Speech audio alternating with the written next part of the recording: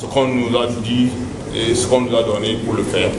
Donc certains des commanditaires sont interpellés, je dis bien l'enquête est en cours, l'enquête n'est pas encore terminée. Certains des commanditaires ont été interpellés et les enquêteurs continuent leur travail. Il se pourrait qu'il y ait encore d'autres interpellations. C'est la suite de l'enquête qui nous le dira. Le cas de M. Adja, est-ce que c'est avéré? M. Adja a été l'un des premiers interpellés. Ça a été avéré. M. Adja a commandité l'incendie des stations d'essence. Et dans le groupe ou dans le comité qu'eux-mêmes appellent comité stratégique, M. Adja devait se charger des stations d'essence. Donc il a cherché des jeunes qui leur a demandé d'incendier au moins 2 stations d'essence à Lemay. Ils ont discuté sur les moyens, ils ont discuté sur ce qu'ils devaient leur donner après l'incendie. Et quand l'autorité avait appris qu'il y a eu des réunions, pourquoi cela n'avait pas été désamorcé? On a attendu que la pression a fonctionné. La réunion, je dis, c'est les interpellations qui nous ont révélé comment les choses ont été préparées. Donc si l'autorité était au courant, aujourd'hui les partis politiques ont le droit de se réunir. Si c'est après certains actes que l'autorité, sinon les forces de sécurité ont su que la réunion qui s'est tenue à tel endroit, tel jour, avait pour but principal la destruction des biens des édifices publics et privés. Sinon on n'intervient pas dans les activités des partis politiques. Les partis politiques organisent des réunions à leur siège. Vous avez parlé suffisamment de M. Manti. Quels sont vos M. Manti, l'ex-député Manti, a commandité beaucoup de choses. Il a commandité beaucoup de choses. C'est lui qui a envoyé des gens à Topane. Et parmi eux, certains ont été arrêtés. Tout à l'heure, vous allez les voir à la journaliste. Il a commandité également l'incendie du marché d'Adogomé, où on a retrouvé certains objets qui devaient servir à cet incendie. Il a commandité l'incendie de plusieurs marchés. Fort heureusement, aujourd'hui, lui-même, il se cherche. Et ces jeunes, beaucoup ont été pris. Et ça a fait que nous n'avons plus vécu l'incendie de ces marchés qu'il avait déjà pointé dans son objectif. Monsieur le ministre, aucun doute que les jeunes qui auraient fait ces aveux ou disons ces confessions seraient peut-être montés par le pouvoir. Pour quel intérêt? Pour quel intérêt? Pour quel intérêt?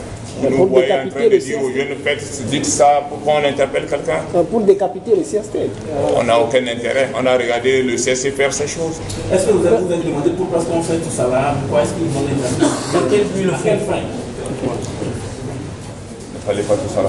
Je vous ai dit à quelle fin, selon vos enquêtes, vous avez plus d'idées. On va la fin de laquelle le prouvera. Parce que les gens ont promis aux Togolais les miracles le 10-11 à l'issue des matchs du 10-11-12 janvier. Aujourd'hui, ce qu'on voit à la fin de ces matchs, c'est l'incendie de nos marchés. Peut-être c'est ça que les gens ont appelé le miracle. Les gens ont parlé des tours de Jéricho. Moi, je ne suis pas chrétien, mais les chrétiens vous diront que quand on parle des tours de Jéricho, dernier tour de Jéricho, il y a eu incendie de la ville, il y a eu problème avec les femmes. Monsieur le ministre, un homme présenté comme appartenant aux forces armées togolaises aurait tenté de mettre le feu à une station. Est-ce que vous êtes au courant de cette information? Je suis au courant et la personne dont vous parlez actuellement à la gendarmerie. Elle fait l'objet aussi d'enquête comme tous les autres interpellés. A-t-il un lien avec les gens interpellés, c'est-à-dire les gens CST interpellés? Nous avons interpellé beaucoup, je ne fais pas la différence. C'est que tous ceux qui ont été impliqués, tous ceux qui ont été manipulés, ceux qui ont été téléguidés, tous ceux qui ont été utilisés pour commettre ce hasard, une partie a été interpellée. Vous avez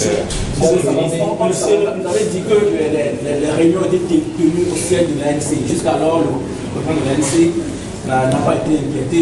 Non, mais la réunion, pour le moment, la réunion a été tenue. Peut-être le premier responsable de l'ANC n'était pas là. Il a donné le nom de ceux qui ont organisé, ceux qui ont tenu cette réunion.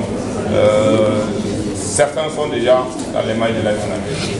Qu'est-ce que vous mettez à avoir dans cette affaire? Vous m'avez posé une question sur M. Adja. Adja est le premier vice-président du parti OPU, du parti d'Agouyeme Kodji. C'est qui ça?